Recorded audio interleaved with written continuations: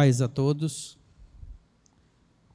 Há mais de 60 dias que nós não reunimos aqui para adorar o Senhor em comunidade. Isso traz uma tristeza, uma saudade ao nosso coração, uma vez que não podemos estarmos juntos aqui nesse lugar. Mas eu tenho plena certeza que isso um dia acabará e nós poderemos assim vir à casa do Senhor e adorá-lo aqui, ainda com mais fervor, com mais zelo, com mais alegria, com mais gratidão.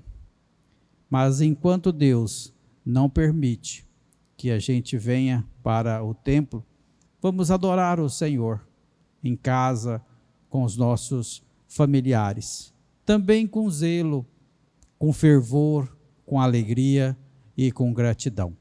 Por isso, adoremos ao Senhor. A sua palavra nos diz no Salmo 95, nos seus 3 primeiros versos: Vinde, cantemos ao Senhor com júbilo, celebremos o rochedo da nossa salvação.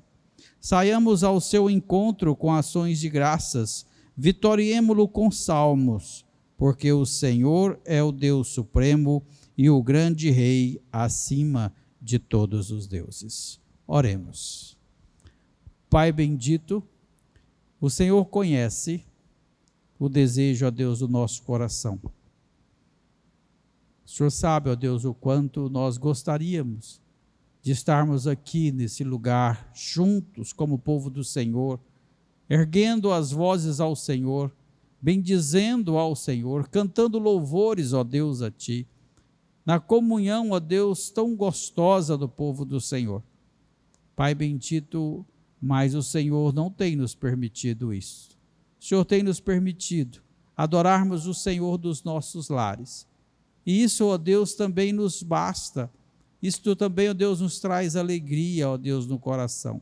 Porque independente, ó Deus, de toda circunstância, independente, ó Deus, das situações, podemos, ó Deus, adorar ao Senhor. Temos, ó Deus, a salvação, ó Deus, em Cristo Jesus. Podemos, ó Deus, olhar para o amanhã e termos a certeza que ele será muito melhor do que hoje. Pai bendito, recebe-nos, ó Deus, diante da tua presença. Aceita, Senhor, a adoração que viemos prestar, ó Deus, ao Senhor.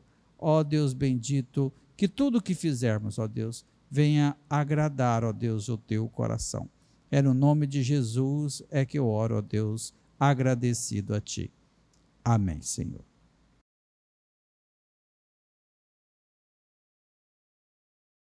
Convido os irmãos a abrirem a palavra do Senhor no Salmo de número 130 e faremos a leitura juntos desse texto da palavra do Senhor. Das profundezas clamo a Ti, Senhor. Escuta, Senhor, a minha voz. Estejam alertas os Teus ouvidos às minhas súplicas. Se observares, Senhor, iniquidades, quem, Senhor, subsistirá? Contigo, porém, está o perdão, para que Te temam.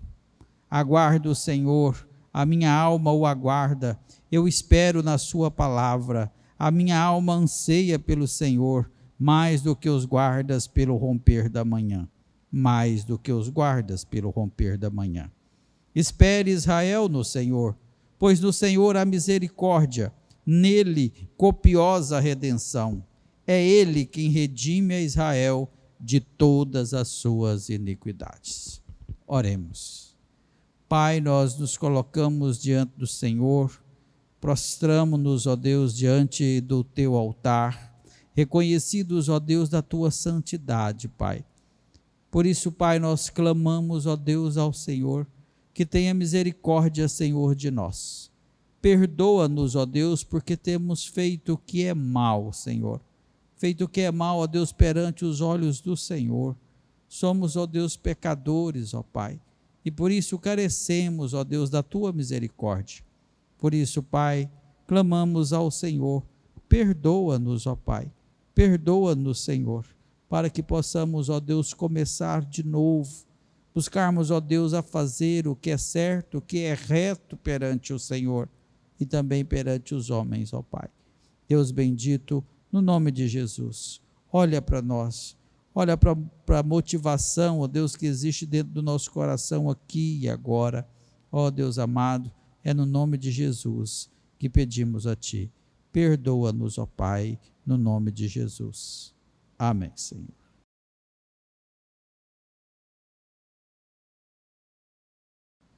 Neste momento de intercessão, eu convido os irmãos a abrirem a palavra do Senhor no Salmo 121. Salmo que chama a nossa atenção para esperarmos pelo socorro do nosso Deus. É dele que vem a nossa ajuda. Vamos clamar ao Senhor pelo nosso país, vamos pedir ao Senhor pelas nossas autoridades, vamos clamar ao Senhor por todas as famílias que nesse momento choram, famílias que nesse momento estão com os corações aflitos, com os seus familiares enfermos. Vamos interceder diante do Senhor por todos aqueles que trabalham nos serviços essenciais, pelos trabalhadores da área da saúde que estão lá de frente, trabalhando diretamente contra esta enfermidade. Vamos pedir ao Senhor que tenha misericórdia.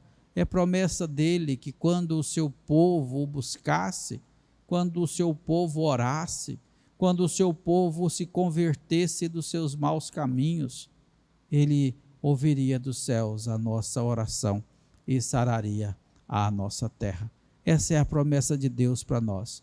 E confiados nela, nós vamos ler a palavra do Senhor e vamos orar, vamos clamar pelo socorro do nosso Deus. Salmo 121. Elevo os olhos para os montes. De onde me virá o socorro? O meu socorro vem do Senhor, que fez o céu e a terra. Ele não permitirá que os teus pés vacilem, não dormitará aquele que te guarda. É certo que não dormita nem dorme o guarda de Israel. O Senhor é quem te guarda. O Senhor é a tua sombra à tua direita. De dia não te molestará o sol, nem de noite a lua. O Senhor te guardará de todo mal, guardará a tua alma. O Senhor guardará a tua saída e a tua entrada, desde agora e para sempre. Amém.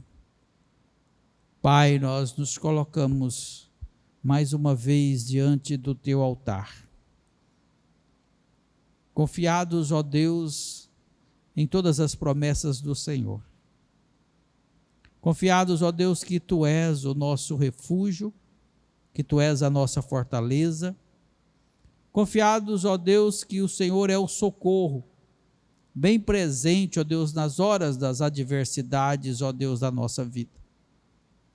Pai bendito, o Teu povo sempre buscou o Senhor, nas horas difíceis, ó Deus, das suas vidas. Ó Pai amado, nós confiamos, ó Deus, em Ti. Esperamos, ó Deus, em Ti somente. E sabemos, ó Deus, que o término, ó Deus, de tudo isso que temos experimentado, só pode vir das ordens do Senhor. Por isso, Pai, clamamos, ó Deus, ao Senhor. Dê ordens, ó Deus, para que tudo isso cesse, Pai, para que tudo isso acabe. Clamamos, ó Deus, a Ti pela Tua misericórdia, Pai.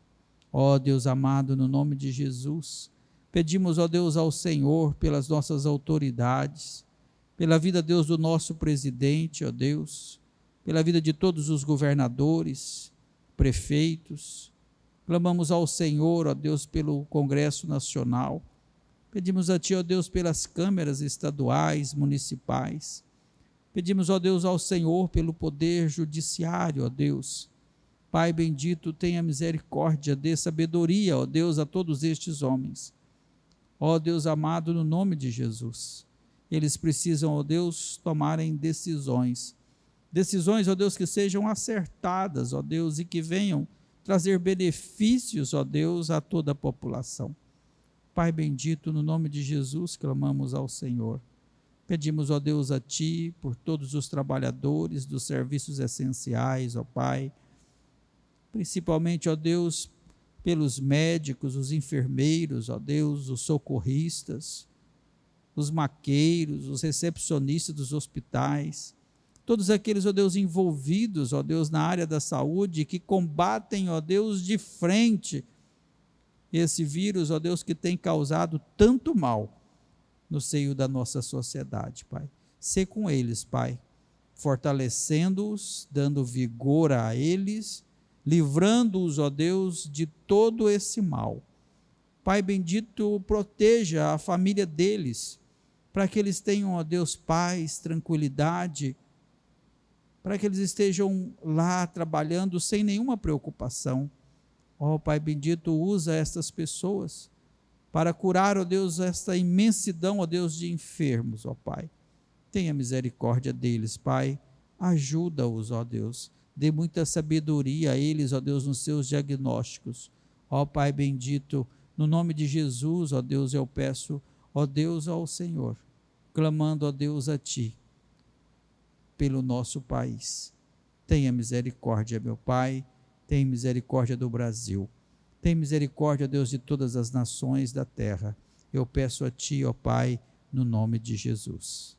Amém, Senhor.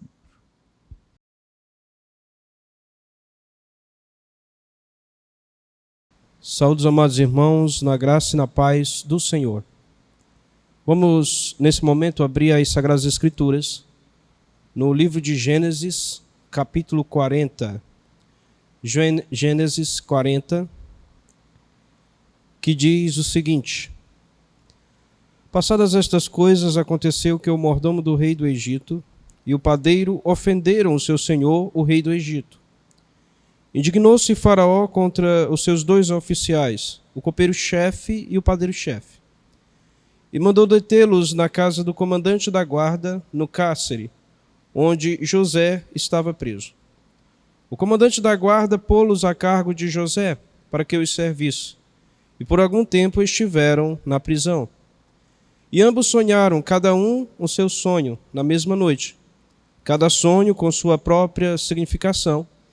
E o copeiro e o padeiro do rei do Egito que se achavam encarcerados. Vindo José pela manhã, viu-os, e eis que estavam turbados. Então perguntou aos oficiais de Faraó, que com ele estavam no cárcere da casa do seu senhor: Por que tendes hoje triste o semblante? Eles responderam: Tivemos um sonho e não há quem o possa interpretar. Disseram-lhes José: Porventura não pertence a Deus as interpretações? Contai-me o sonho. Então o copeiro-chefe contou o seu sonho a José e lhe disse: Em meu sonho havia uma videira perante mim, e na videira 3 ramos. Ao brotar a vide havia flores, e os seus cachos produziam uvas maduras. O copo de Faraó estava na minha mão. Tomei as uvas e as espremi no copo de Faraó, e o dei na própria mão de Faraó. Então lhe disse José: Essa é a sua interpretação. Os 3 ramos são 3 dias. Dentro ainda de 3 dias, Faraó te reabilitará e te reintegrará no teu cargo, e tu lhes dará o copo na própria mão dele, segundo o costume antigo, quando lhe eras copeiro. Porém, lembra-te de mim quando tudo te correr bem, e rogo-te que sejas bondoso para comigo, e faças menção de mim a Faraó, e me faças sair desta casa, porque de fato fui roubado da terra dos hebreus, e aqui nada fiz para que me pusesse nesta masmorra.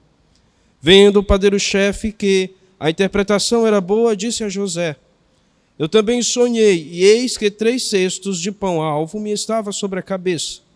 E no cesto mais alto, havia de todos os manjares de Faraó, a arte de padeiro, e as aves os comiam do cesto na minha cabeça. Então lhe disse José: A interpretação é esta: os 3 cestos são 3 dias.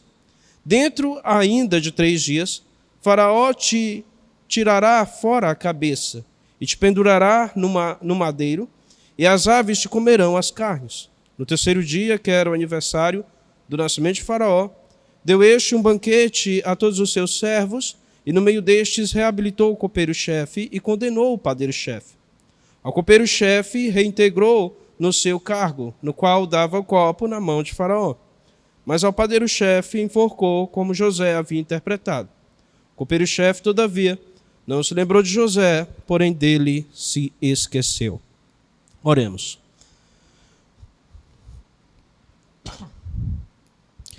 Senhor Deus grandioso, nesse momento eu te peço que o Senhor esteja conosco. Que o Senhor esteja iluminando a nossa mente para que nós possamos compreender a tua santa e maravilhosa palavra. E que o Senhor possa, ó Pai, nos dar a confiança de que o Senhor cuida de nós em todos os momentos, mesmo que nós enfrentamos sofrimentos. Em nome do teu amado Filho Jesus, que nós a te oramos. Amém. Nesse texto nós podemos notar a soberania de Deus agindo na vida do nosso irmão José. Este servo do Senhor havia sido acusado falsamente de tentativa de estupro, e era exatamente por isso que ele estava preso naquele momento. Mas a Bíblia afirma algo interessante no versículo 21 e 22 do capítulo 39. Ela diz o seguinte: o Senhor, porém, era com José, e lhe foi benigno e lhe deu mercê perante o carcereiro, o qual confiou às mãos de José todos os presos que estavam no cárcere, e ele fazia tudo quanto se devia fazer ali. Ou seja, esse versículo ele nos traz a informação de que mesmo que José fosse um preso, a Bíblia diz que o carcereiro, pelo favor de Deus, confiou a ele o cárcere. José foi incumbido de cuidar da prisão. E naquele tempo em que José estava cuidando da prisão, foram presos dois importantes funcionários do rei, que era o copeiro-chefe e o padeiro-chefe. Vejamos o que diz a Escritura. Passadas estas coisas, aconteceu que o mordomo do rei do Egito e o padeiro ofenderam o seu senhor, o rei do Egito. Indignou-se Faraó contra os seus dois oficiais, o copeiro-chefe e o padeiro-chefe, e mandou detê-los na casa do comandante da guarda, no cárcere onde José estava preso. O comandante da guarda pô-los a cargo de José para que os servisse, e por algum tempo estiveram na prisão. Quando nós analisamos essa situação, nós percebemos que, se não fosse por causa de José, nós nunca saberíamos da existência dessas duas pessoas, destes dois homens. Mas a Bíblia registra a existência deles porque essas pessoas seriam importantes na subida de Moisés até o governo do Egito. Seria por meio desse copeiro-chefe que Faraó ficaria sabendo acerca da existência de José, e como consequência disso ele chegaria a ser o governador de todo o Egito. E é exatamente por isso que o puritano Matthew Henry certa vez afirmou: o mundo permanece por causa da igreja e é governado para o seu bem. O povo criado por Deus para morar com ele por toda a eternidade é a igreja. E é exatamente por isso que todos os acontecimentos do mundo servem para o triunfo final da igreja de Cristo. Estes dois homens que aparentemente não tinham nada a ver com a igreja eram bem tratados, eram homens importantes ali na sociedade egípcia. Eles eram bem tratados pelo faraó, eles serviam a comida do faraó. E é exatamente por isso que os reis dessa época eles tinham medo que os inimigos tentassem usar eles para envenenar a sua comida. Então, eles davam a eles um bom pagamento que seria difícil de alguém cobrir caso procurasse a traição, procurasse matar o rei. Mas mesmo assim, mesmo esses homens sendo homens importantes dentro daquela sociedade, dentro do reino, a Bíblia diz que estes homens estavam presos porque eles ofenderam ao rei. E aqui a palavra traduzida como ofenderam, literalmente, ela significa pecaram. Então, estes homens pecaram contra o rei. E a Bíblia não nos diz que tipo de pecado eles cometeram, mas o fato é que eles estavam ali por causa de seus pecados, por causa de suas faltas. O que fica evidente, além disso, é que a providência de Deus os havia levado para aquele lugar. Porque estes homens presos faziam parte do plano de Deus. O Senhor queria que eles estivessem presos naquele momento, ali, naquele lugar. E Javé, ele é tão bondoso, ele é tão poderoso, que ele utiliza até mesmo os pecados daquelas pessoas que não tem nada a ver com a igreja, em favor da igreja, em favor do seu povo. Quantos homens ímpios não já foram usados para o bem da igreja por Deus através da história? Nós podemos citar, por exemplo, o caso de Ciro, Constantino, Henrique VIII. Todas as pessoas estão debaixo do domínio de Deus, do Deus que reina soberano sobre todas as coisas. Quer essas pessoas reconheçam isso, quer elas não reconheçam, elas estão debaixo do domínio de Deus. Potifar, por exemplo, era um desses homens que, embora ele não fosse crente, embora ele não reconhecesse a Javé como seu Deus, mas ele era utilizado por Deus para abençoar José. Alguns estudiosos acreditam que o capitão da guarda, que é mencionado aqui no versículo 4, era de fato Potifar. Portanto, foi ele quem entregou esses dois homens aos cuidados de José, que pode indicar que, lá no fundo, Potifar sabia que o seu servo hebreu não havia tentado desonrar sua esposa, mas ele não podia admitir isso diante do público, assim como Herodes, que não queria contrariar a sua promessa feita diante de várias pessoas, e por causa disso, ele mandou matar João Batista. Diante desse texto, então, nós podemos aprender algumas lições que são muito importantes para as nossas vidas. A primeira delas é que Deus está agindo para o nosso bem. E Ele está fazendo isso mesmo quando nós sofremos, mesmo quando nós passamos por injustiça. José, por exemplo, havia sido acusado falsamente. Ele estava preso injustamente. Mas mesmo assim a Bíblia diz que o Senhor era com José. Deus o estava treinando para ocupar o cargo de governador. Ele estava sendo forjado pelo Senhor para esse propósito. E a segunda coisa que nós aprendemos é que algumas pessoas agem contra a vontade de Deus simplesmente por causa de seu temor aos homens. Se a hipótese de que Potifar sabia da inocência de José e não quis declarar isso abertamente, simplesmente para não parecer fraco diante da sociedade, se essa hipótese estiver certa, então ele agiu movido pelo temor aos homens. E a principal causa de nós nos tornarmos escravos desse tipo de temor é que nós não tememos a Deus. Quando nós tememos a Deus antes de qualquer coisa, então nós iremos procurar ser justos, ser íntegros em nossa obediência à palavra de Deus, e isso nos libertará do temor aos homens. Pois nós iremos preferir contrariar as pessoas em vez de contrariar o nosso Senhor. Nós não podemos deixar de confiar no Senhor em meio ao sofrimento. Deus nos dá exatamente aquilo que nós pediríamos a Ele, se nós soubéssemos tudo o que Ele sabe. Se Ele nos ama e nós sofremos, é porque nós precisamos passar por esse sofrimento para o nosso próprio bem. E por isso nós não devemos nunca deixar de agir de acordo com a vontade revelada de Deus. Nós nunca devemos deixar de agir contra os ensinamentos da palavra de Deus. Pois a maneira como nós iremos agir diante do sofrimento irá de fato manifestar se nós somos filhos de Deus ou se nós somos filhos do diabo. Então, que sejamos como Cristo Jesus, que sofreu mais do que qualquer homem, mas ele não deixou de fazer a vontade do Pai. E o texto prossegue dizendo: e ambos sonharam, cada um sonho, na mesma noite, cada sonho com a sua própria significação. O copeiro-chefe e o padeiro do rei do Egito, que se achavam encarcerados. Vindo José pela manhã, viu-os, e eis que estavam turbados.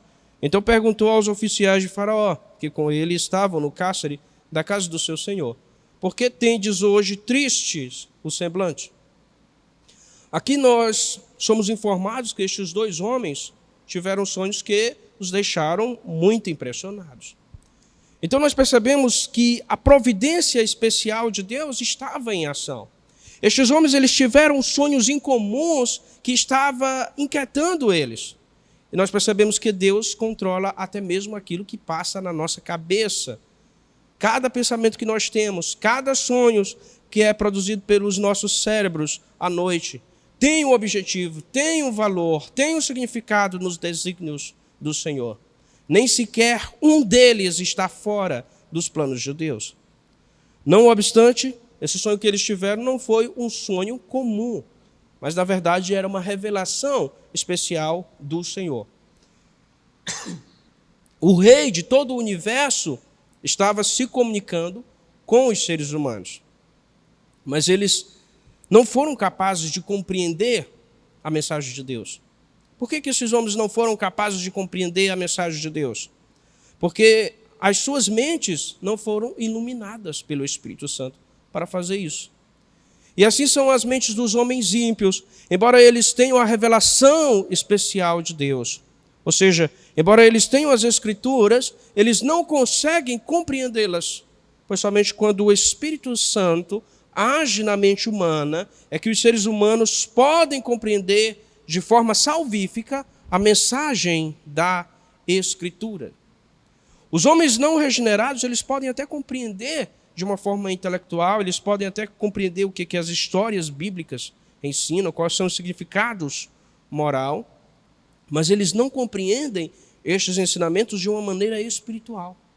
E é exatamente por isso que a compreensão não é suficiente para levá-los à salvação. Pelo contrário, se o Espírito Santo não lhes der fé, quanto mais eles leem a palavra de Deus, quanto mais eles ouvem as pregações, mais duros se tornam seus corações, mais ódio eles têm do Senhor.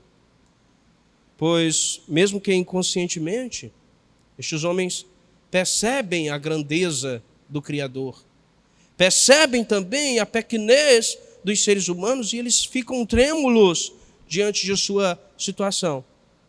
E é por isso que muitas vezes eles negam até mesmo a existência de Deus.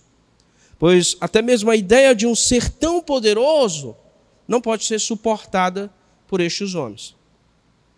E eram assim, trêmulos que estes dois homens estavam. Pois de alguma forma eles sabiam que aquele sonho tinha algo a ver com os seus futuros. E o poder que havia causado neles, aquele sonho também estava deixando eles atemorizados. Por isso José lhes pergunta: por que tendes hoje triste o semblante? E eles responderam: tivemos um sonho e não há quem o possa interpretar. Disse-lhe José: porventura não pertencem a Deus as interpretações? Contai-me o sonho. O Senhor havia dado a eles aquele sonho, e era somente o Senhor que poderia lhes dar também a interpretação. O Senhor nos deu a sua palavra, e é o próprio Senhor quem nos ensina a interpretar a sua palavra. E esse é um dos principais, um dos princípios mais caros da Reforma Protestante. A Escritura interpreta a Escritura. Se nós tivermos qualquer dúvida acerca do significado de alguma passagem bíblica, nós devemos procurar uma passagem que fale daquele mesmo assunto, só que de uma maneira mais clara. E a Escritura, nós devemos ter em mente, ela nunca se contradiz. O que falta em nós, muitas vezes, é o conhecimento necessário para compreender aquilo que ela está ensinando corretamente. Nós não devemos achar que os clérigos têm poder especial para interpretar a Bíblia. Nós não devemos achar que a igreja tenha algum tipo de autoridade sobre a Escritura. Mas a Bíblia tem autoridade sobre a igreja. A igreja precisa se ajustar à Bíblia, e não os ensinamentos bíblicos se ajustar à igreja ou ao pensamento moderno. E quando nós interpretamos as Escrituras da forma como ela mesma nos ensina que nós devemos interpretá-la, Então nós podemos ouvir a voz de Deus. E é exatamente por isso que nos dias de hoje, nós não precisamos mais de sonhos, nós não precisamos mais de visões que nos tragam novas revelações. Pois a palavra de Deus ela já foi completada. O que nós precisamos saber está na Escritura. A única coisa que nós precisamos é compreendê-la melhor. Então, por isso, a ordem para você esta noite é: busque crescer na compreensão das Escrituras. O Senhor fala por meio do profeta Oséias: o meu povo está sendo destruído porque lhe falta conhecimento. Nós devemos ter conhecimento da revelação especial de Deus.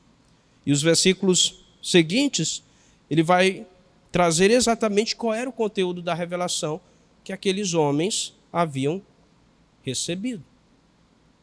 Os versículos de 9 a 15 dizem o seguinte: então o copeiro-chefe contou o seu sonho a José e lhe disse: em meu sonho havia uma videira perante mim, e na videira 3 ramos ao brotar a vide. Havia flores, e os seus cachos produziam uvas maduras. O copo de uva estava na minha mão. Tomei as uvas e as espremi no copo de Faraó, e o dei na própria mão de Faraó. Então lhe disse José: esta é a sua interpretação. Os 3 ramos são 3 dias. Dentro ainda de 3 dias, Faraó te reabilitará e te reintegrará no teu cargo. E tu lhes darás o copo na própria mão dele, segundo o costume antigo, quando lhes era copeiro. Porém, lembra-te de mim, quando tudo te correr bem. Rogo-te que sejas bondoso para comigo, faças menção de mim a Faraó e me faças sair desta casa. Porque, de fato, fui roubado da terra dos hebreus, e aqui nada fiz, para que me pusessem nesta masmorra. O sonho do copeiro-chefe trazia uma boa notícia. José lhe explicou que o sonho predizia que dentro de 3 dias, o copeiro-chefe seria perdoado pelo faraó e a sua posição no palácio seria restaurada. Deus permitiu a José prever a libertação do copeiro, mas ele não permitiu que ele previsse a sua própria libertação. E isto aconteceu para provar a fé de José. Há muito tempo, José havia previsto que chegaria o dia em que ele seria honrado. E ele deveria manter a sua fé nesta promessa. Ele deveria manter a sua fé naquilo que havia sido revelado pelo Senhor a ele. Naquele momento da vida de José, ele não precisava de novas revelações, mas ele precisava apenas confiar naquela revelação que ele já tinha. E isso é a mesma coisa que Deus exige de nós nos dias atuais. Ele não nos convoca a procurar novas revelações, mas ele nos convoca a confiar naquela revelação especial que nós já temos da parte de Deus. A confiarmos nas promessas que são feitas nesta revelação. Na promessa, por exemplo, de que um dia nós seremos exaltados, de que um dia nós reinaremos por toda a eternidade com Jesus Cristo. E por mais difíceis que os nossos dias pareçam, nós devemos manter firmes, confiando nessa promessa. Pois nós sabemos que o Senhor é fiel. O Senhor é fiel e Ele vai cumprir aquilo que Ele prometeu. O sonho do padeiro-chefe, por outro lado, anunciava a sua morte desonrosa. Os versículos de 16 a 18 narram: vendo o padeiro-chefe que a interpretação era boa, disse a José: eu também sonhei, e eis que 3 cestos de pão alvo me estavam sobre a cabeça. E no cesto mais alto havia de todos os manjares de Faraó, a arte de padeiro, e as aves os comiam do cesto da minha cabeça. Então lhes disse José: a interpretação é essa. Os 3 cestos são 3 dias. Dentro ainda de 3 dias, Faraó te tirará fora a cabeça e te pendurará num madeiro, e as aves te comerão as carnes. O padeiro-chefe percebeu que a interpretação do sonho que José tinha dado ao seu colega era uma boa interpretação. Então ele pediu que ele interpretasse também o seu sonho, esperando receber uma boa resposta. Mas quando José interpretou a mensagem de Deus para ele, era uma mensagem de morte. Ele não somente iria morrer, mas ele morreria de uma maneira humilhante. A revelação especial de Deus é uma mensagem de fato muito feliz. E ao mesmo tempo ela também é uma mensagem triste. É uma mensagem feliz para os eleitos. É uma mensagem feliz para aqueles que obtiveram o favor divino. Mas é uma mensagem triste para os réprobos. É uma mensagem triste para aqueles que não se arrependem de seus pecados, para aqueles que não confessam ao Senhor Jesus Cristo como o seu Salvador. Os ímpios não querem seguir as obrigações que as Escrituras lhes impõem, mas eles querem partilhar das bênçãos divinas. Eles não querem ter compromisso com o Senhor, mas eles querem que o Senhor satisfaça os desejos dos seus corações. Eles querem que o Senhor, ao final, lhes dê a salvação. Mas a mensagem do Evangelho é que a salvação não é para todas as pessoas, mas a salvação é somente para aqueles que receberam o favor divino. A mensagem do Evangelho é uma mensagem de salvação para algumas pessoas, mas uma mensagem de condenação para outras pessoas. Eu não estou aqui afirmando que o copeiro-chefe recebeu a salvação eterna, mas ele recebeu a salvação daquela morte iminente que o aguardava. Se ele não fosse perdoado por Faraó, ele iria morrer. A mensagem de salvação de alguns e de condenação de outros é clara neste texto. E ela pode ser aplicada à vida espiritual, na qual Deus salva algumas pessoas, mas ele condena outras pessoas. Não era culpa de José a notícia ruim que ele dava para aquele padeiro. Os intérpretes da revelação especial, eles são apenas isso. Eles são apenas intérpretes. Eles não têm o direito, eles não têm a autoridade de alterar a mensagem. E quando eles fazem isso, eles agem contra o próprio Deus. E a condenação dessas pessoas que fazem estas coisas os aguarda. No entanto, se eles são fiéis às Escrituras, a sua palavra, elas são, na verdade, a mensagem de Deus.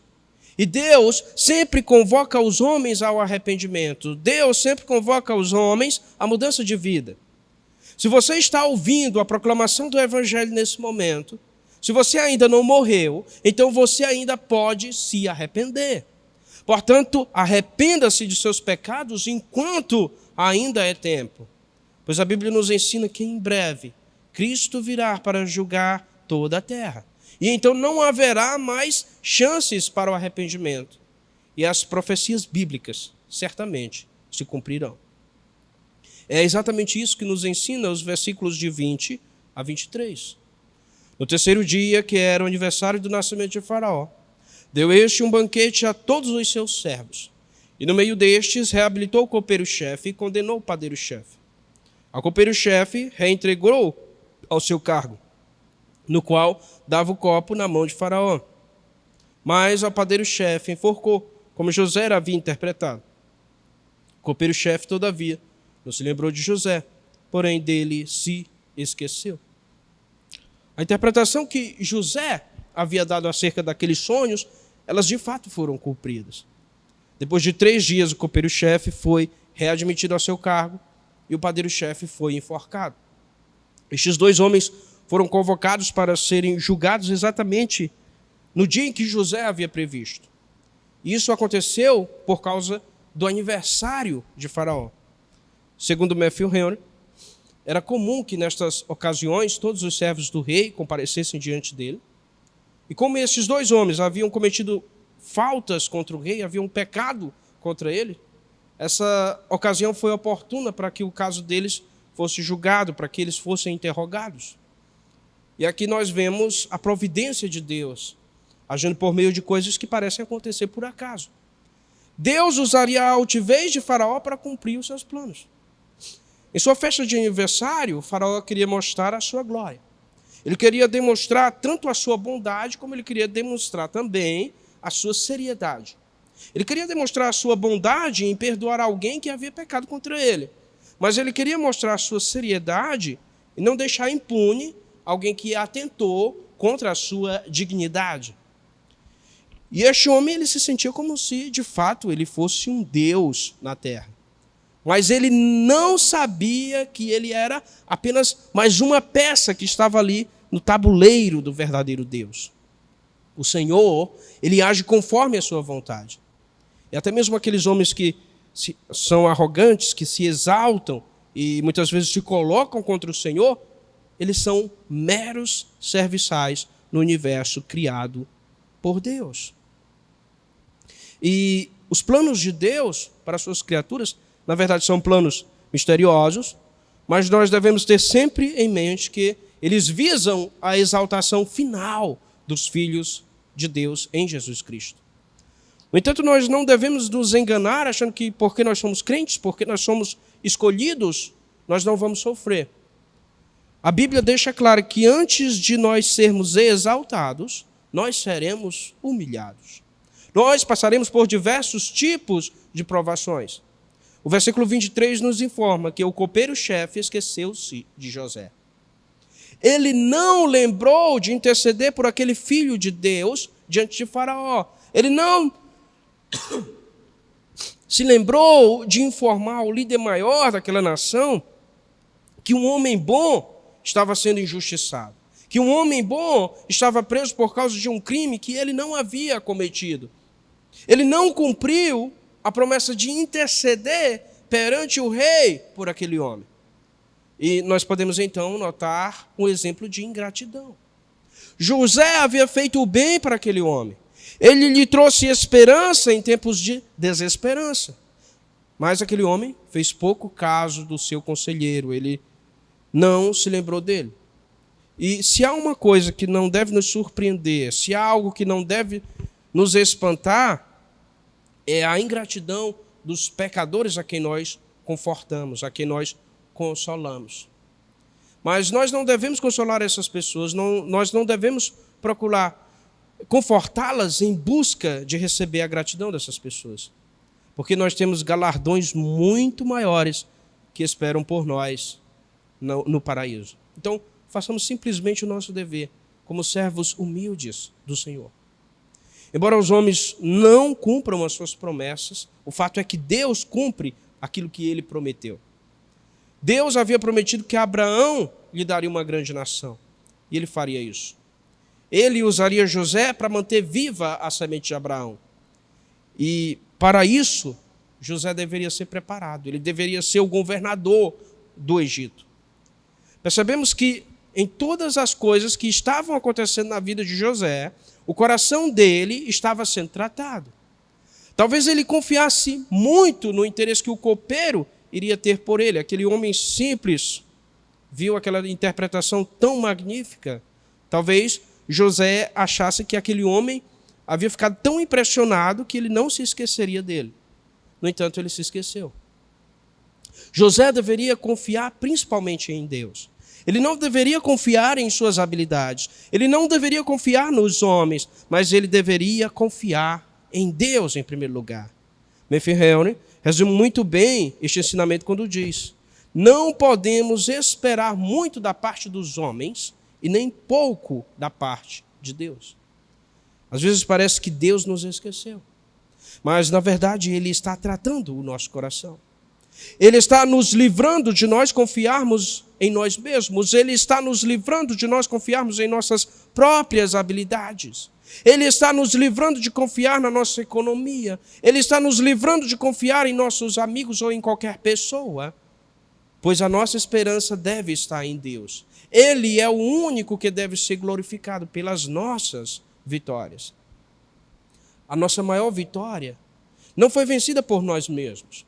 A nossa maior vitória foi garantida por Cristo Jesus, quando Ele morreu em nosso lugar lá na cruz. E é por isso que seria injusto qualquer outra pessoa ser glorificada pelas vitórias que nós temos neste mundo. Essas pequenas vitórias que nós crentes temos, elas são apenas um vislumbre de sua vitória, da nossa vitória final sobre a morte, da nossa vitória final sobre o pecado.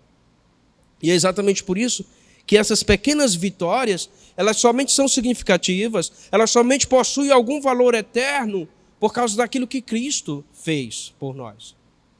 Foi Ele quem triunfou sobre a morte. Foi Ele quem triunfou sobre o pecado em nosso lugar. Caso Ele não tivesse feito essas coisas, as nossas pequenas vitórias não valeriam nada. No final, nós iríamos para o inferno. Seriam vitórias passageiras. Seriam vitórias que não teriam nenhum benefício para nós na eternidade. Então, já que nós sabemos disso, que desde já Cristo seja glorificado em nossas batalhas. Se nós sofremos, nós somos aperfeiçoados para a eternidade. Se nós vencemos, nós experimentamos um pouco daquilo que nós desfrutaremos por toda a eternidade. Por fim, vejamos que este texto, assim como toda a Escritura, nos apresenta Jesus Cristo.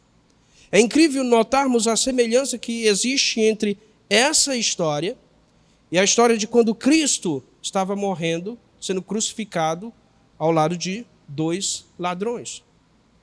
Aqueles 2 ladrões, assim como estes 2 homens, eles estavam ali por causa de seus pecados.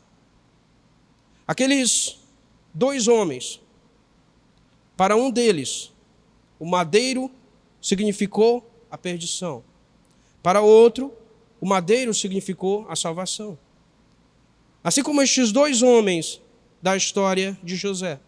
Os 2 sonharam com o madeiro, os 2 sonharam com árvores. Mas para um, a árvore significava, a salvação significava a restauração. Para outro, a árvore significava o seu fim. A árvore significava o seu castigo. O madeiro significava o seu castigo. Jesus Cristo, quando estava morrendo, o homem que foi salvo pediu a Jesus que se lembrasse dele quando estivesse no seu reino.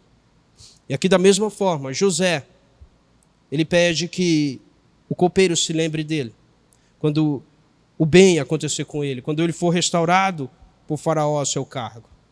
No entanto, o copeiro esqueceu de José, enquanto que Jesus certamente cumpriu a sua promessa. Então, nós percebemos que, desde o Antigo Testamento, a Escritura nos apresenta Jesus Cristo. Que Deus organizou a história de tal forma que Jesus Cristo é o centro de todas as coisas. E é esse mesmo Deus quem está governando a história nesse momento em que nós enfrentamos calamidades. É Ele quem está controlando tudo para tudo culminar na glória de Cristo, que significa também a exaltação da Igreja de Cristo. Então a nossa vitória já foi garantida por Jesus Cristo. Que olhemos para Ele, porque Ele é o centro de todas as coisas. Amém. Oremos. Senhor Deus, obrigado, ó Pai, por Tua palavra. Obrigado, Senhor, porque o Senhor nos dá esperança nas Sagradas Escrituras. Obrigado pelas Tuas promessas que nós temos registradas neste livro. Senhor, faça-nos confiar em Ti em todos os momentos. Saber que o Senhor irá cumprir aquilo que o Senhor prometeu. Em nome do Teu amado Filho Jesus, que a Ti nós oramos. Amém. Caminhando para o encerramento desse momento cultico, eu convido você a se colocar de pé e vamos juntos recitar o credo apostólico, que está escrito: